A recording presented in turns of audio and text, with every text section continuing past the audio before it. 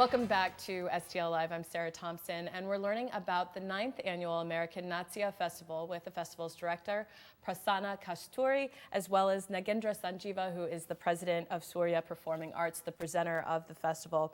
I want to kind of pick back up because we've sort of covered the different companies. There are 12 different companies that are coming from all over the country and the world, really, to perform.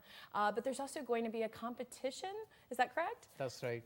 I know you know American Idol, like there is an Indian Idol. I think the key thing is for classical dance students, like for example, these kids, they go through dance exams and the dance classes for 5 to 6 years. Then they get to high school, they get to college. But we want to provide a platform where they can come and compete and still keep their talent intact. So with that intention, we introduced Natya Idol last year. It was a huge success. We had 50 kids from all over US participated with 12 judges judging them. It was really hard. How old are the students or the children? The different age categories, like anyway from 8 to 18. Wow. Yeah, different age categories. So one of the good thing what we do is for the people who wins the competition, then they get to participate in the youth series that we have throughout the year. I see. Yeah. And is the competition side one day of the festival, or is it integrated into the presentation side and the other performances? Yeah, go ahead. It's 2 days actually. What we have done is the morning time is all the competitions because we are inviting all the dance gurus who are they have lot of skill set for so many decades. They are they're going to be sitting there as judges and they're going to be judging them. It's pretty, for a kid, it's very fearful, like 12 people who knows really well. So it's a good challenging one for them. Got it. So the sort of matinee time frame, the earlier part of the afternoon is the competition and the performances from the professional companies and dancers are in the evening. You're also honoring, you have a Lifetime Achievements Awards that you will be presenting, is that correct? Yeah, we want to recognize the service of all the dance teachers. Basically, they have been serving this country with Indian classical dancers, teaching to Indian immigrants, and also teaching to a lot of American people. So we are honoring 2 people.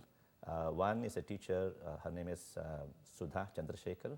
She is from Detroit. She came to this country in 1967. So from 67 till now she started, and she has helped graduate more than 150 people. And there's another teacher in Houston. She came in 1974. So these are the 2 teachers we are honoring. Her name is Ratna. So this is one of the things we want to tell them, okay, we recognize you. Right, right. So no, that's really special. Outside of this weekend coming up, you're doing work, outreach in the community year-round with people not just in St. Louis. Do you want to tell me some about your community outreach and educational programs? Yeah, that's right. I think as a not-for-profit organization, one of the key objective for us is to also introduce our art forms to the kids and the senior citizens and such. It's mostly Prasanna who visits these places and make sure that he is our ambassador. I'm sure he can talk more about what he has done recently. We have done a lot of lecture demonstrations and residencies in schools. Recently we did some dance performances in Rockwood School District and also in Parkway School District. And those kids really liked it actually. We had like close to like around 250 kids in one place, another 400 kids watching our dances. They were all excited because they haven't seen something like that.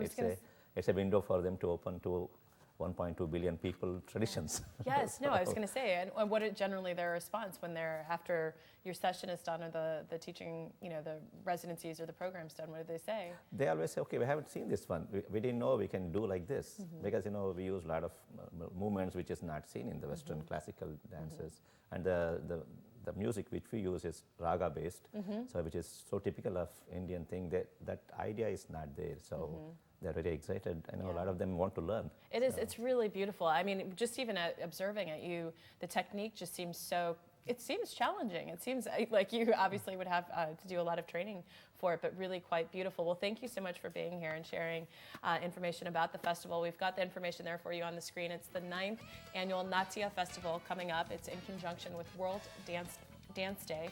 It's taking place April 28th through the 30th at Clayton High School in the auditorium.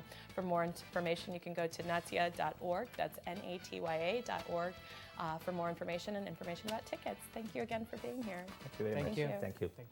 And there's more STL Live right after this. Please stay with us.